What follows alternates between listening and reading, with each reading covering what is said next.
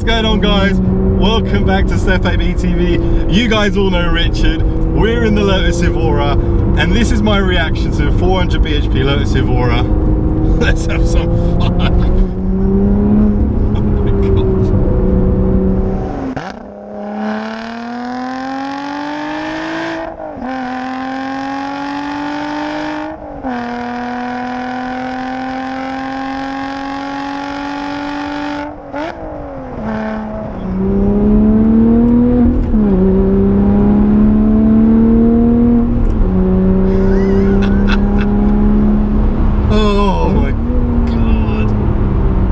How's it going? Not bad. That's an intro and a half to the video.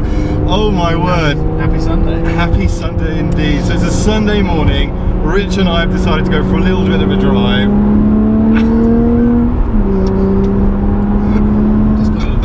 We've parked the Abarth at home and we're taking the Evora 400 out for a spin, and I wanted to kind of capture my reaction in this car because I've been around this car for a significant period of time. I went out in it at Silverstone, I went out in it when we first got it.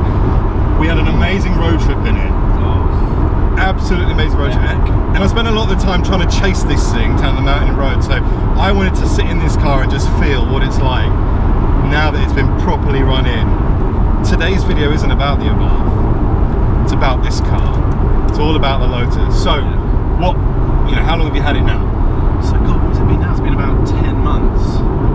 Feels a lot longer. The story is a lot longer than 10 months. The story is a lot longer than 10 months. As you know. Absolutely, absolutely. And then the summer's kind of flown by. We've done so many shows, a couple of trips. Obviously, the road trip to Belgium was classic.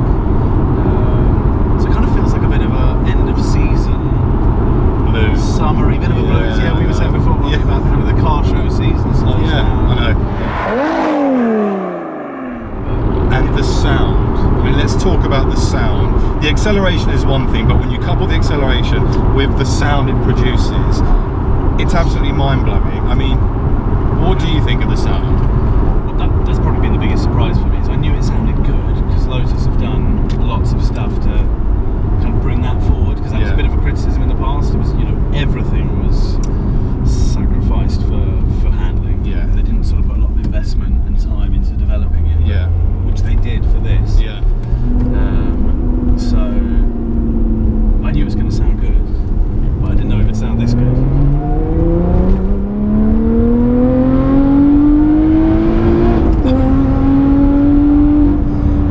Flipping hell. It does sound good. It sounds ridiculous. But it's that tight. It's not just the volume, because anyone can get volume from an exhaust. How many hours have we talked about tone of exhaust? We have literally spent hours Italian in conversation. V8s versus American V8s. We've had numerous lunches where we've discussed if we were to change these cars that we own, what would we change them with? And naturally the drivability of the cars is one thing, but the sound is probably one of the most important parts when you're buying another car. I mean, we struggle to prioritise, but handling, looks and sound are the top three criteria for car choice. In what order probably depends on the car. And I love how this car looks, but that's probably handling, sound looks has been the brief. That's a really interesting topic, actually. I mean, guys, let me know in the comments below, what's your perspective? Sound, handling and looks, which order would you go by when you're buying a car? Because I'd love to hear from you. Maybe throw in power. Maybe I know obviously power, but that's kind of not the point of this car, is it? I suppose in a general discussion. But this is just ridiculous.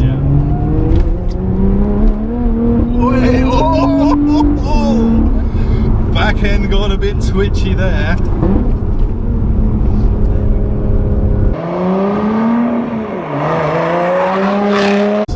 So, on that has been one of the bits about the car that has really impressed me, is the traction control. Okay. Because it's got, what's it got, 4 modes. You've got normal, everything off. You've got sport. You've got music. Classic Lotus. Sport mode, music comes on. Sport mode turns the radio on. Race, and then off, everything off. But what kind of surprised me at first, but now I understand why, is that sport gives you more slip than race, even though it's sort of not as high up on the list of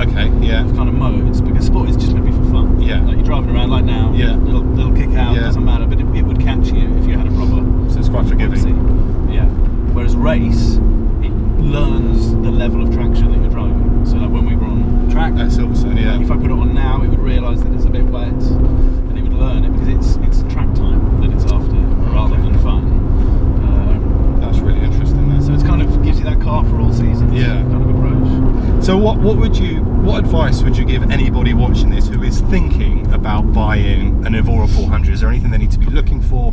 What should they be aiming for when buying these cars?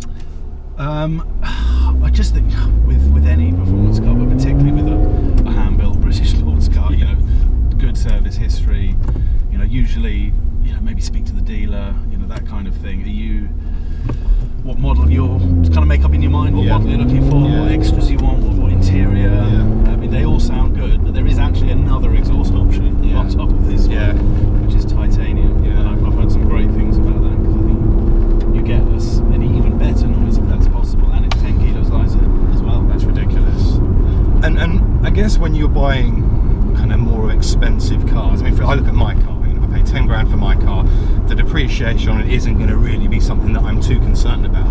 But when you're buying, you know, cars like this, which are in the region of 70 odd grand or so, do you almost need to buy it with the intention of having almost like a get out plan, or, you know, there's a risk of losing a lot of money in these kind of cars? You can do, but again, Lotus is pretty reliable with the depreciation. I think you look at, you know, go right back to when the Elise was launched. You know, it's a while ago now, isn't it? I don't think there's any Elise less than 10 grand on the second-hand market, whatever the mileage, whatever the age. And that's kind of your benchmark.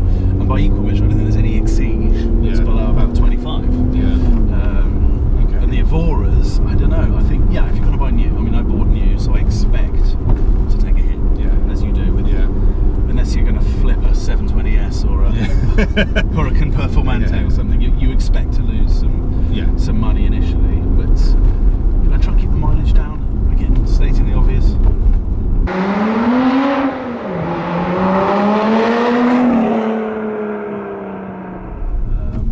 Wow, that's some fully grown men in Scouts uniforms.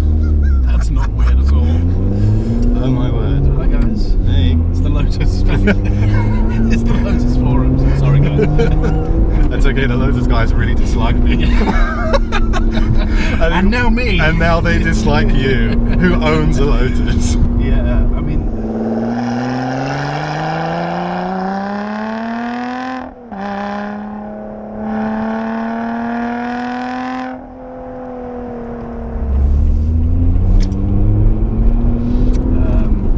for the money,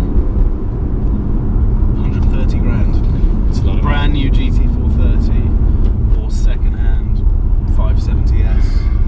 You know, you're in a new territory there. Yeah, you are. You're probably close to a 458 Italia. Yeah, no, you're right. I think personally I would struggle to spend that much money on a Lotus without considering other options. And so what, are you going to keep this, or are you thinking is there stuff bubbling around in the background? Big question. It's the big question that we've had a couple of conversations off camera about. What are you thinking? I don't know where to start, mate. I mean, I'm a petrol head, so I'm always thinking at least one car ahead, if not two. And that's again something we talk about a lot. It's like the kind of living as a petrol head, because it defines everything in your life. It does. You know, I'm not saying it's the most important thing. Obviously, you know, I've got a family, I've got kids. That's the most important thing to me in my life. But so stay tuned, because whatever happens, one, we'll either see a lot more of the car on the channel with future road trips, etc. But if there's a decision to sell this car, then that will just instigate a Richard's Next Daily or Richard's Next Car video series. So either way, I think we're going to have some fun, regardless of what happens. and I'm looking forward to that as well. Absolutely, and hopefully, obviously, we'll bring it and share it with all of these guys. But most importantly, we've got this car now. It sounds absolutely ridiculous. Guys, I hope you've enjoyed the video. If you have, please make sure to like, share and subscribe. And of course, I'm going to see you all on the next one. Thank you.